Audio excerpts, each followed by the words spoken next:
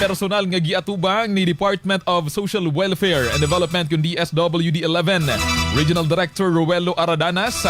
Ang vlogger nga mig-viral human nga nagpagawa sa iyang gibati kalabot sa issue sa food packs kung sa asa matod pa ang bugas nga ihang nadawat baho ingon man gahi.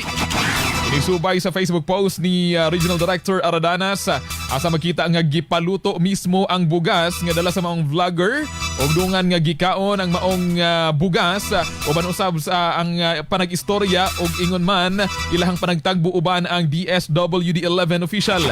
At maminahon ang nahimong pamahayag ni Ruelo Aradanas kasama ang DSWD-11 Regional Director sa interview sa DXDC RMN Davao.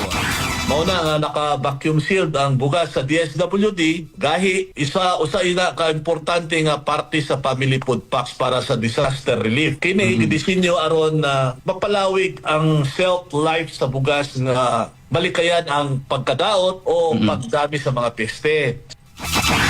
Yatagan sa matod pa og katinawan ni Aradanas ang mga issue batok sa ahensya ug iyang gipasabot ang proseso sa paghatag og ayuda. Human sa panagtagbo, nasabtan matod pa sa vlogger ang bahin sa DSWD og mipasalig nga magpadayon siyang mahimong benepisyaryo sa maong programa. Gisaad sab ni Aradanas nga magpadayon usab ang ahensya sa pagtunol og ayuda pinaagi sa maong food packs alang sa mga pamilya nga nanginhanglan labi na katong apektado sa kalamidad.